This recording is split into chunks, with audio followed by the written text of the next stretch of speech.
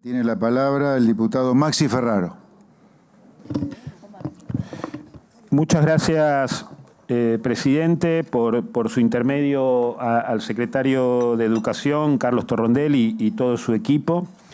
Y también resaltar que por primera vez tenemos en este Congreso al subsecretario de Políticas Universitarias, subsecretario que nos hubiera gustado ver en reiteradas oportunidades desde el mes de abril, que es cuando la primera vez recibió la Comisión de Educación al Consejo Interuniversitario Nacional, pero que a su vez tuvo la presencia del secretario de Educación 3 veces en este Congreso. Así que bienvenido también, subsecretario de Política Universitaria, y esperemos que poderlo verlo más seguido y de forma cotidiana en este diálogo fecundo que tiene que haber entre el Poder Ejecutivo, el Poder Legislativo, en el ámbito donde se debe conversar, que es el ámbito legislativo. Yo voy a centrar mi exposición, presidente, primero en la definición del contexto, en dónde estamos parados y de qué manera se establece alguna hoja de ruta por parte de lo que ha manifestado el secretario de Educación y que está expresado de alguna manera en el proyecto de presupuesto 2025. La segunda tiene que ver con la apertura programática, pero que se relaciona con la ejecución presupuestaria que han tenido en el 2024 y cómo surgen los interrogantes que se abren de programas que han sido subsumidos o programas que tienen algunos financiamientos lógicos y otros, por supuesto, un desfinanciamiento que abren esos interrogantes. Y tercero, establecer lo que deben ser en este contexto dificultoso para la Argentina, donde uno puede compartir la cuestión vinculada al ancla de la cuestión del déficit fiscal, de lucha contra la inflación, pero el tercer punto que está asociado a las prioridades de una de las políticas centrales para la Argentina y para el desarrollo y para la construcción de la ciudadanía, que es la educación, y de qué manera la financiamos viendo cómo aumentan financiamiento en otras áreas que parecieran no ser tan prioritarias como la educación. Dicho esto, nosotros estamos en un contexto del presupuesto 2025, presidente, donde en el mensaje que ha mandado el Poder Ejecutivo se estipula una inversión nacional en educación para el próximo año 2025 que será el 0,88 del PBI, por debajo de lo que ya se ha invertido en el 2024, que representa el 0,91% del PBI, bajo con respecto al 2023, donde la inversión fue del 1,48%, y la mitad del mayor histórico del 1,8% que se dio en el 2013 con respecto a cómo invertíamos en educación. Esto, en términos reales, el proyecto de presupuesto establece que el financiamiento educativo nacional se incrementará solamente en un 0,6% en el 2025, y esto ahí donde vuelvo a plantear las prioridades, cuando uno ve otros ministerios, otras secretarías, otros programas, es donde no entendemos el desbalanceo de prioridades al respecto. Y esto, por supuesto, con una caída histórica del 40,2% con respecto en el 2024 con respecto al 2023, es decir, que se consolida una restricción, ni más ni menos, a pesar de las expectativas de crecimiento económico que están en el propio presupuesto del 5% del PBI. Eso, por supuesto, acompañado, y no es solamente una responsabilidad de ustedes, sino que es una responsabilidad que ha sido transversal en todos los gobiernos, el incumplimiento a las metas de inversión educativa que establecía la ley de financiamiento, la ley que está vinculada a educación técnica profesional y las cuestiones que hacen también, por más que no sean de su competencia, pero que de alguna manera dialogan entre sí, las metas que están vinculadas a ciencia, tecnología e innovación. Todos sabemos, secretario, que la última vez que se cumplió la meta de inversión vinculada a financiamiento educativo fue en el 2015, donde el Estado Nacional hizo un esfuerzo, por supuesto acompañado con las provincias, donde la inversión fue del 1,6%, y como le decía, hoy en el presupuesto 2025 solamente el 0,88% del PBI, 0,88% que hace difícil que con estos recursos que usted está asignando a la educación se cumplan la meta, aunque acuerden suspender formalmente una ley que no se estaba cumpliendo y que a su vez también está en el mensaje de presupuesto. Por otro lado, yo puedo compartir con usted y seguramente vamos a tener oportunidad para poder entender un poco mejor qué es una inversión inteligente en términos educativos que acompañe la equidad, la calidad educativa y la construcción de justicia educativa. Pero, secretario, digo, más allá de la inyección producto del conflicto universitario en gasto corriente, inciso 1, personal, se ve que hay una ejecución del presupuesto que no es inteligente ni eficiente. Digamos, porque estamos viendo una subejecución, solamente tienen en el programa 32 de evaluación educativa a noviembre casi, porque estamos finalizando octubre, o el 27% ejecutado. En el programa 45 del Infot solamente el 24%. En formación tecnológica el 30,14%. En infraestructura, gastos de capital, que es una de las cuestiones a discutir con usted, digamos, porque por supuesto la educación ha sido transferida a las provincias y en el cual la gran discusión que tenemos que tener acá es de qué manera hacemos más inteligente, más eficiente la cuestión de lo que está vinculado al gasto de capital. En la infraestructura solamente tienen ejecutado el 13%. En lo que es el fortalecimiento de edificios de jardines de infantes, el programa 46, el 22%. Y entonces ahí surge la primera pregunta. ¿Para qué incrementamos los créditos si después tenemos esta incapacidad para no ejecutarlos? Y si los van a ejecutar, ¿cómo van a hacerlo en 2 meses para llegar al 100% y cumplir las metas que se establecieron en lo que fue el presupuesto prorrogado, acordado en su momento entre el exdiputado Milei, actual presidente de la Nación, y el ministro de Economía, Sergio Massa, que hace muchísimo más dificultoso el trabajo del Poder Legislativo a la hora de controlar y caer en las decisiones discrecionales del gobierno de turno, sea cual fuera el color político. Como le decía, hay programas que sin ejecución se presupuestan para el 2025. Entonces yo le pido en este aspecto, cuando usted pueda responder, que pueda ser concreto en cómo podemos creer que se van a llevar adelante estas ejecuciones, porque si no estaríamos cayendo en una cuestión de simulación o buenas intenciones expresadas en el presupuesto o en el proyecto de presupuesto 2025, pero que después no se traducen seriamente en políticas que llegan a cada uno de los estudiantes, docentes y provincias. Después, el presupuesto presentado para toda la Secretaría está consolidando un importante ajuste para este año, ni más ni menos, cuando uno compara lo que es la inflación del 18,3 que establecieron en el proyecto, pero si toma usted el 39% que ha establecido el Banco Central y la proyección que estima el Fondo Monetario Internacional para la Argentina de un 45% de inflación con respecto al 2025, lo que le estoy diciendo en términos de cómo ha bajado el presupuesto de educación con respecto a ya sea lo que fue 2023-2024 y cómo se proyecta 2024-2025, son alertas, secretario, que me parece que al final, cuando yo cierre la exposición, voy a tratar de poner algunas cuestiones sobre la mesa para tratar de ayudar de que el presupuesto no sea otra vez uno de los más bajos de la historia y solamente represente, como le decía, ese 0,6% de crecimiento en la inversión. Porque si hacemos una apertura programática, y este era el segundo aspecto que le planteaba, sacando lo que es el Plan Nacional de Alfabetización, que por supuesto todos acompañamos, valoramos, en tiempos electorales todas las fuerzas políticas firmamos el compromiso por la alfabetización y por la educación que llevó una de las organizaciones de la sociedad civil que mayor relevancia hoy está teniendo en el diálogo o en la generación de políticas educativas, que es Argentinos por la Educación. Salvo el Plan Nacional de Alfabetización, todos los programas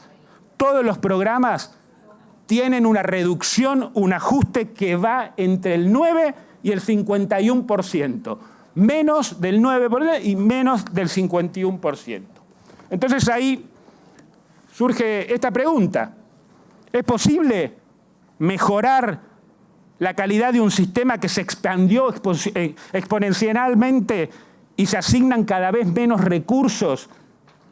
¿De qué manera es posible mejorar la calidad en un sistema de estas características y a su vez acompañando la definición que usted tiene de inversión inteligente que mantenga la equidad y la calidad? ¿Es posible, y lo dijo al principio de su exposición, pasar a un nuevo paradigma de política educativa con principios de equidad, de justicia educativa, y yo le agrego de libertad, pero de libertad igual, que significa nada más ni nada menos que igualar los pisos de partida de cada uno de los argentinos con menos recursos humanos y económicos? ¿Cómo vamos a cumplir, y que los comparto, los lineamientos estratégicos educativos para la República Argentina 2022-2027 por una educación justa, democrática y de calidad, que se ve reflejado en la resolución del Consejo Federal de Educación 423? ¿Cómo es posible que estas circunstancias se asegure la cuestión de la calidad educativa, que creo que usted, yo y todos los que estamos acá o somos parte de la Comisión de Educación, pero lo extiendo al resto de los diputados, los compartimos? Y eso tiene un impacto en lo que es la cuestión de la equidad educativa. Hoy las provincias están financiando el 75% del gasto educativo, y lo que muchas veces se ve es la profundización de las desigualdades entre jurisdicciones más ricas y pobres. Y es ahí donde yo puedo compartir con usted de qué manera un Estado educador y sociedad educadora, pero que tiene que estar equilibrado. No puede haber un desbalanceo del Estado educador con respecto a la sociedad educadora, porque, como bien lo dijo usted, hay una responsabilidad indelegable por parte del Estado, no solamente en la Ley de Educación Nacional, sino que en nuestra Constitución, donde el constituyente del 94 fue muy sabio a la hora de definir la comunidad de principios y de valores que hacían no solamente a lo que es la garantía de la educación y el Estado como responsable indelegable, sino en la nueva cláusula del progreso. ¿No cree que la falta de compromiso financiero del Estado Nacional está contribuyendo al aumento de lo que es la desigualdad educativa? Como le decía, el Plan Nacional de Alfabetización, cosa que compartimos, es un nuevo programa en la jurisdicción suya, que representa más del 10% de la Secretaría de Educación, donde se estima una inversión de 690.000 millones. Ahí me gustaría que precise cómo se va a distribuir la inversión proyectada entre las jurisdicciones, con qué criterios. Cuando uno ve la apertura de este nuevo programa de alfabetización, se ve capacitación, se ven los kits que están vinculados a cuestiones informáticas. Ahí entra el Plan Nacional de Lectura, que este año, por cuestiones operativas, y yo lo conversé con usted, no llegaron los libros al resto del país. Quisiera ver, se estima una meta de 17 millones de libros dentro de lo que es el Plan Nacional de Alfabetización. Entonces, la pregunta es, ¿el Plan Nacional de Lectura será subsumido por el Programa Nacional de Alfabetización, ya que desaparece de lo que es el programa de mejoramiento de la calidad educativa que lo contenía? ¿Estoy en lo cierto? ¿Ese es el criterio? Con respecto a infraestructura y calidad educativa, ahí estamos viendo lo mismo que le decía. En un país que tiene enormes necesidades de infraestructura escolar, el programa de infraestructura y equipamiento sigue siendo relegado en el presupuesto. Observamos una baja importante en todo lo que es gasto de capital. Hay un sostenimiento, salvo el plan de alfabetización, solamente gasto corriente personal, que esto tiene que ver con la crisis que no quisieron abordar a tiempo con respecto a la cuestión de gastos de funcionamiento y el tema salarial del personal docente y no docente de las universidades. ¿No se van a construir más escuelas infantiles? ¿No es una prioridad garantizar el acceso al nivel inicial y reducir las desigualdades educativas en la primera infancia, y después de haber visto los números de pobreza e indigencia que nos deben escandalizar e entristecer a todos? La inversión insuficiente en lo que es educación técnica. ¿Cómo piensan promover lo que es la modernización educativa y una inversión real en la formación técnica? ¿Qué planes tienen con ella en el presupuesto 2025? Después vemos, y algo usted habló de la importancia de conectar y demás, Nos preocupa lo que ha sido la eliminación programática de Conectar Igualdad, si eso está subsumido en algún otro programa y su reducción significativa está afectando directamente a los sectores más vulnerables. Entonces, ¿cómo piensan promover el acceso a la tecnología educativa? Con el respecto a la asignación de universidades, ya voy a ir terminando, presidente. A ver, hay que decir que acá nosotros empezamos a debatir esto en el mes de abril. Y yo estoy convencido que ustedes querían el conflicto de poderes y el veto de la ley de financiamiento. Porque ¿cómo llega la ley de financiamiento educativo que tenía que ver en su primer momento solamente con gastos de funcionamiento? Llega por un pedido de ampliación de esa sesión donde discutíamos a la educación como servicio esencial por un pedido del propio oficialismo. Por un pedido de ampliación de esa sesión del propio presidente del Bloque de la Libertad Avanza y del presidente de la Cámara de Diputados por pedido de otro presidente del bloque. Y ahí lo alertamos. Entonces, al momento de discutir la ley de financiamiento educativo universitario, nosotros, y yo lo quiero decir acá porque estamos en el reino del miente, miente, miente, que algo quedará. Nosotros en el dictamen claramente establecíamos dos cuestiones. Una era la obligatoriedad de las auditorías a través de la Auditoría General de la Nación, donde, subsecretario Álvarez, muchos diputados de la Libertad Avanza, con otros diputados aliados, votaron en contra en el recinto cuando discutíamos esta ley, que vuelvo a decir, que por supuesto muchos perseguíamos ese objetivo, pero que fue incorporada por la Libertad Avanza cuando discutíamos la educación como servicio estratégico esencial, hay que decirlo. Pero a su vez no nos quedamos con eso. Usted sabe, secretario y subsecretario, que cuando ustedes vinieron con el primer borrador de la ley Bases, discutimos seriamente, oficialismo y oposición, modificar el 58 de la Ley de Educación Superior para cambiar la fórmula polinómica que hacía la promoción de carreras estratégicas, de cómo manera la asignación de recursos estaba asociada a las carreras estratégicas, a la cantidad de docentes, a la promoción de los alumnos, cantidad de alumnos de cada una de las universidades, y esto estaba, y ustedes también en esa sesión votaron en contra de cambiar la fórmula polinómica de distribución de fondos de las universidades para que esa asignación de fondos sea mucho más eficiente, mucho más transparente. Entonces le quisiera, ya que está por primera vez el señor subsecretario de Política Universitaria, cuáles fueron los propósitos y objetivos. Por supuesto que todos estamos de acuerdo en que las universidades tienen que mejorar y tienen que cambiar, que tienen que auditarse.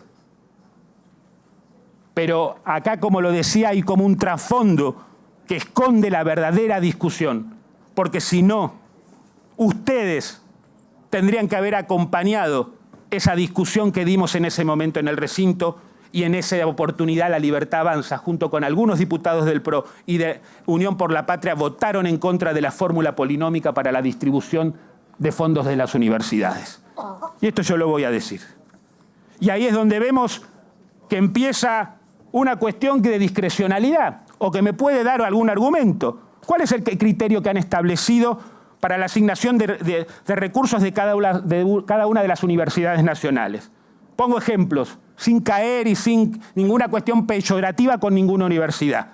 Universidad Nacional de Avellaneda, 48,5. Universidad de San Antonio de Areco, más 161%. Y así le puedo acercar el listado donde sería bueno saber cuál es el criterio de asignación, donde muchas están dentro del 40 y pico, 50%, y otras despegan a más del 100%. Entonces, como le decía, presidente, nuestras prioridades tienen que ver con de qué manera evaluamos para la mejora con incentivos, aseguramiento de la calidad, primera infancia, políticas compensatorias, formación docente, becas estudiantiles. ¿Y de dónde podemos reasignar los recursos? Mire, en gastos tributarios estimados tenemos 27 millones de pesos. Gasto tributario estimados, gastos de privilegios corporativos en la Argentina, 27 billones de pesos que representan el 3,54% del PBI. Los regímenes de promoción económica, 3,3 billones, o sea, el 0,43% del PBI. Promoción industrial, 83.000 millones de pesos. Promoción económica de Tierra del Fuego, 1.300.000. Promoción de economía del conocimiento, 466.000 millones. Promoción de la actividad minera, 540.000 millones. Otras prioridades presupuestarias, que es lo que le decía al principio. Inteligencia, 198.000 millones. Un incremento de 45% versus el incremento con respecto a la educación. Defensa, maquinaria y equipo militar, 105.000 millones. Construcciones, 14.000 millones. Hoy quiere decir que hay los mismos recursos para bienes de uso militar, defensa, que para educación, porque es idéntico el gasto en construcciones y equipamiento militar para los programas de construcción de jardines, maternales, equipamiento y infraestructura educativa. Entre el gasto tributario de los regímenes de promoción mencionada y el gasto de inteligencia y el gasto militar, estamos sumando, secretario, 2.700.000 pesos en total. Eso representa el 45% del total del gasto de educación y el 136% del total de la inversión educativa, sin contar las universidades. Entonces, por supuesto, esto será una cuestión entre el presidente de la Comisión de Presupuesto, usted junto con la ministra de Capital Humano, junto con nosotros, de qué manera poner a la educación como prioridad y agarrar principalmente lo que financia el régimen de privilegio corporativo en la Argentina y ponerlo en una política prioritaria como debe ser la educación para de alguna manera empezar de manera incipiente a garantizar principios de libertad igual, equidad y calidad educativa para los próximos años en la Argentina. Nada más, presidente. Gracias, diputado Maxi Ferraro.